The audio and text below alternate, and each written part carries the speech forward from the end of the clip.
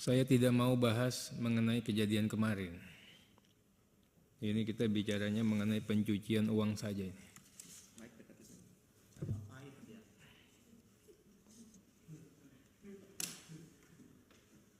Pencucian uang pasal 1 ayat 1 didefinisikan sebagai segala perbuatan yang termasuk atau yang memenuhi unsur tindak pidana berdasarkan undang-undang ini. Definisinya nggak jelas ini, Bu Dokter. Kalau orang awam nggak jelas, Pak. Kasihan ini. Saya aja anggota DPR juga masih bingung bacanya, Pak. Pencucian uang adalah segala perbuatan yang memenuhi unsur-unsur tindak pidana sesuai dengan ketentuan dalam undang-undang ini. Definisi yang tidak menerangkan. Dan tidak mendefinisikan. Jadi, ada perbuatan-perbuatan yang termasuk juga mencuci uang, tapi tidak bisa dipidana. Kalau dari definisi pasal 1 ayat 1 itu, Pak dan Ibu narasumber.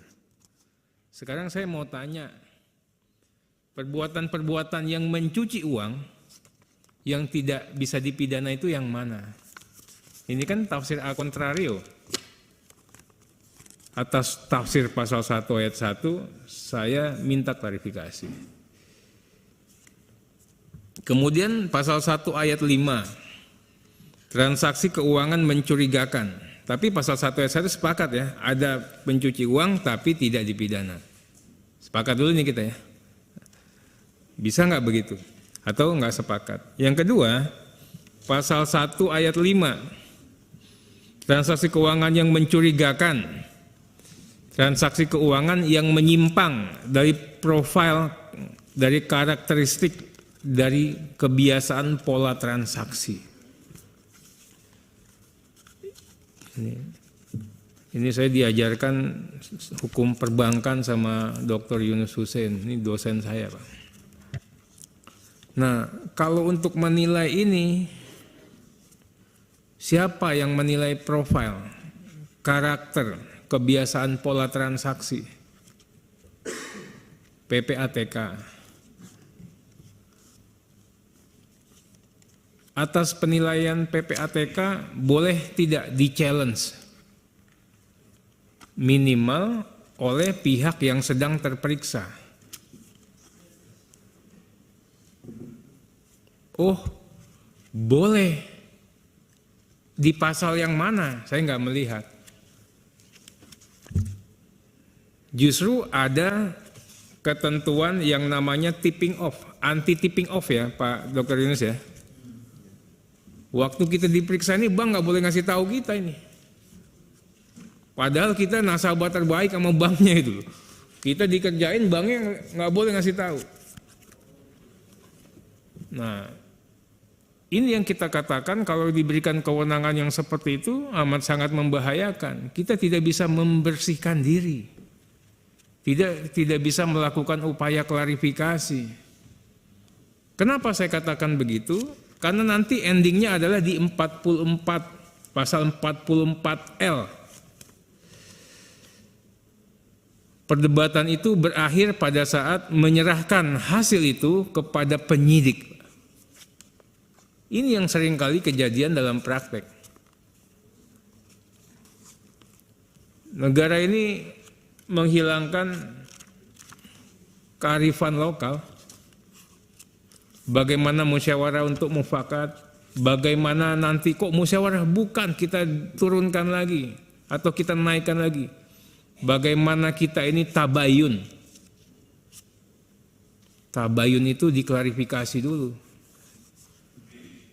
Klarifikasi, ini benar enggak transaksinya transaksi apa? Oh, kenapa nariknya sekian? Itu. Nah, ini kami juga mohon nanti diberikan penjelasan. Kemudian yang transaksi mencurigakan yang patut diduga untuk menghindari pelaporan yang wajib dilakukan oleh undang-undang.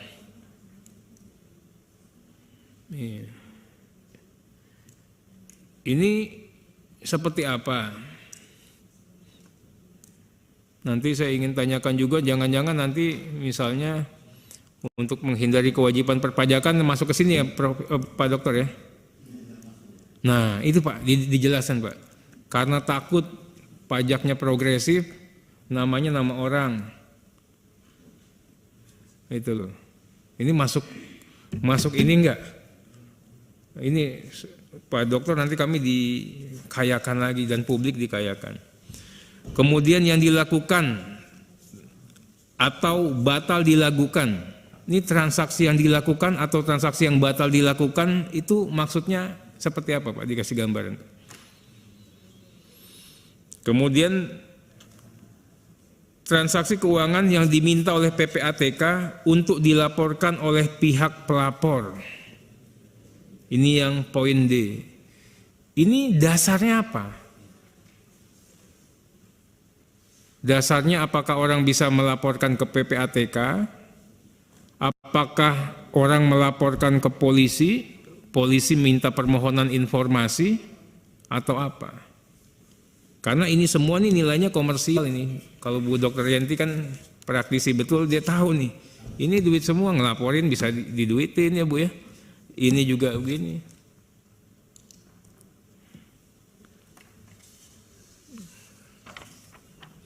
Yang pasal 2 Pak. Hasil tindak pidana E to Z itu, A sampai Z 25.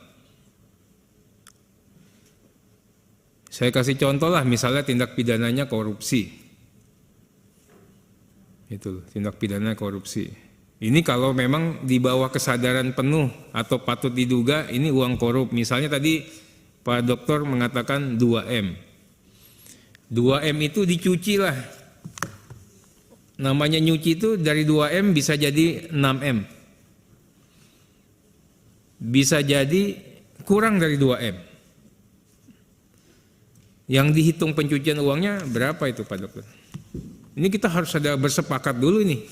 Ini bagian daripada kisruh kemarin, walaupun saya tidak mau bahas yang kemarin.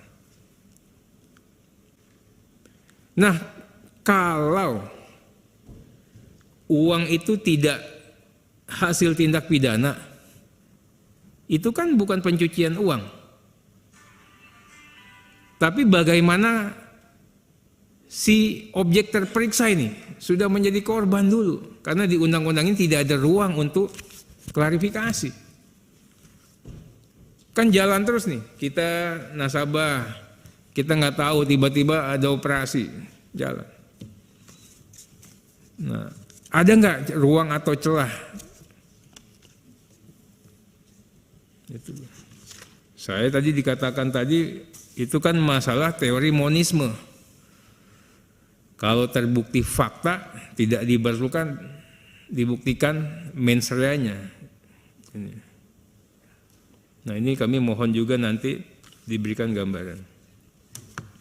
Pertanyaan berikut, kalau harta kekayaannya bukan merupakan hasil tindak pidana, pasal 345 itu unsurnya tidak terpenuhi ya Pak dan Ibu ya. Itu tadi, bagaimana sesegera mungkin kita sudah tidak dilibatkan dengan urusan TPPU. Karena ini kan berproses terus, jalan nyampe ke penyidik. Padahal kita bisa katakan, ini bukan hasil tindak pidana. Tapi tidak ada kanal untuk kami mengatakan ini bukan hasil tindak pidana. Uang kami tidak ditanyakan kok. Kami tidak diperiksa. Yang urusannya kan antara PPATK dengan pelapor, dengan bank. Itu. Ini kami mohon Pak Dokter kan praktisi. Zamannya Pak Dokter ini tajam, tapi hening. Kan PPATK bukannya begitu Pak Dokter. Gitu loh. Kalau sekarang saya nggak tahu, saya nggak mau boleh ngomong lagi yang kayak gitu.